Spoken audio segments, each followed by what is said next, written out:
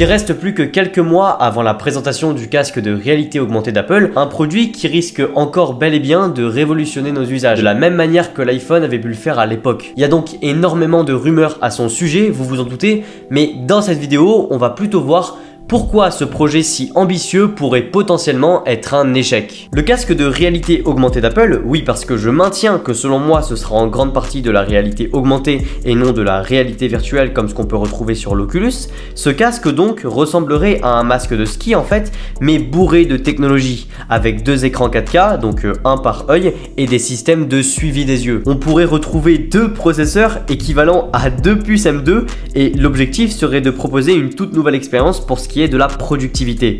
Les rumeurs parlent très peu de jeux et c'est pas étonnant quand on sait ce que vise historiquement Apple avec les Mac par exemple. Ce serait donc plutôt pour travailler. Déjà, comme d'habitude avec Apple, le prix sera élevé, mais très élevé. On parle d'un produit à plus de 4000 €. Et c'est pas étonnant quand on connaît le sens du détail, de la finition et de l'expérience utilisateur propre à Apple. Le truc c'est que je me demande vraiment comment ils arriveront à vendre un produit aussi cher, en tout cas pour le grand public. C'est pour ça que je pense qu'il sera d'abord destiné aux professionnels ou aux personnes qui ont de l'argent à mettre dans ce type de technologie et potentiellement aux développeurs pour qu'ils puissent appréhender l'outil. C'est une stratégie bien différente de ce qu'ils avaient pu faire avec l'iPhone à l'époque. Bon, il n'était pas donné, il coûtait cher certes, surtout pour un smartphone à l'époque, mais bon voilà, ça coûtait 600 € quoi, pas 4000 €. Là c'est vraiment inaccessible pour la plupart des gens. Donc je pense que ce sera plutôt comme une vitrine technologique en mode voilà ce qu'on sait faire. Et on pourrait imaginer que dans 3 à 4 ans, le coût des productions de ces technologies-là baisse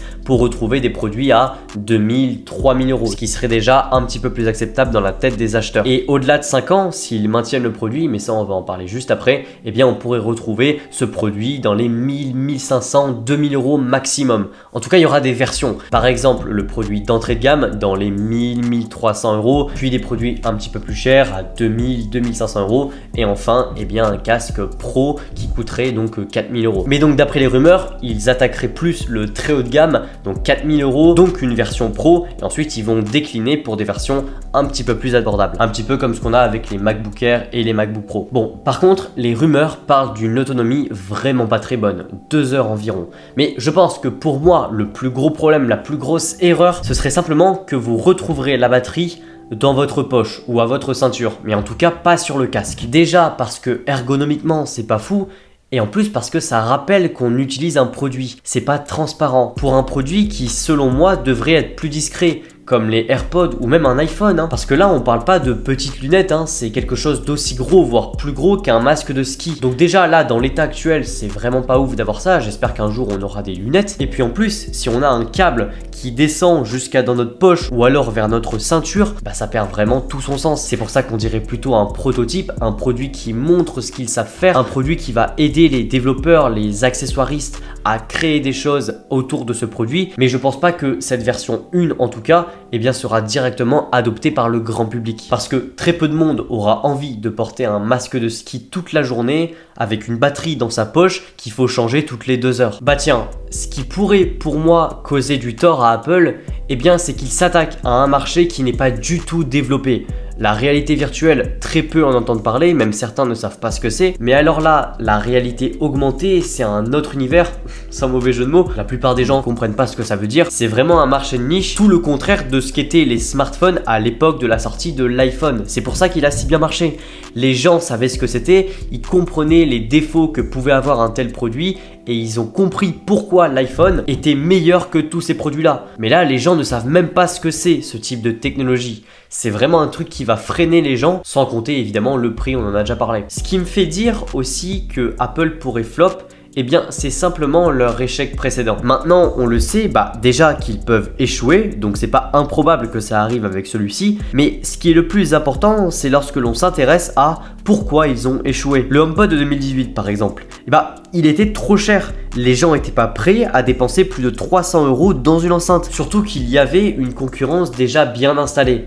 Et là, le fait qu'il n'y en ait pas, c'est pas forcément mieux non plus. Et Franchement, j'ai une intuition, j'ai l'impression de savoir ce qui va se passer. C'est pas fondé sur quelque chose, ça s'est vraiment formé dans mon esprit. Mais selon moi, au début de la présentation, eh bien évidemment, ça va faire énormément de bruit. Ça, on est tous d'accord. Ça va être un produit ultra hype avec beaucoup d'articles, beaucoup de vidéos et potentiellement la mienne, donc abonnez-vous pour ne pas la rater. On va entendre toutes les critiques possibles, que ce soit positif ou négatif. Et ensuite, cette hype va s'essouffler. S'il le présente en juin, eh bien en septembre, on aura les nouveaux iPhone 15 avec un nouveau design, donc de moins en moins de gens vont en parler et je pense qu'il va se faire un petit peu oublier si en plus on lui trouve de gros défauts d'ici là. C'est très probable parce que c'est une version 1, donc il y aura forcément des choses à corriger. Et là, il y a deux solutions.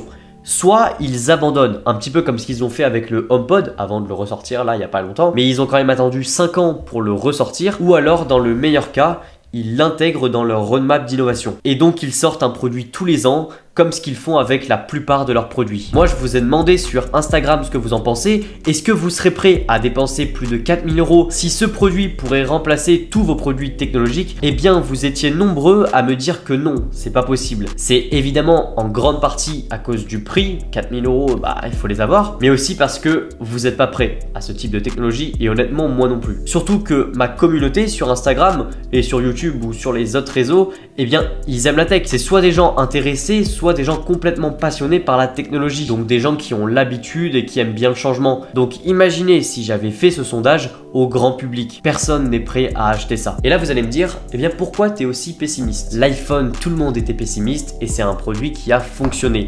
Honnêtement, je rêve que ce produit fonctionne. Ça fait 2 ans que j'en entends parler, ça fait 2 ans que je me dis qu'ils vont révolutionner encore un marché et que cette fois je vais y participer et j'aurai pas 3 ans comme à la sortie de l'iPhone. Mais en même temps, je peux pas m'empêcher de me dire que ça va être un produit comme les AirPods Max ou alors le HomePod. Des produits comme ça qui sont des produits qui marchent bien pour la sphère tech en général, mais pas pour des produits Apple. Ça va pas être adopté par le grand public.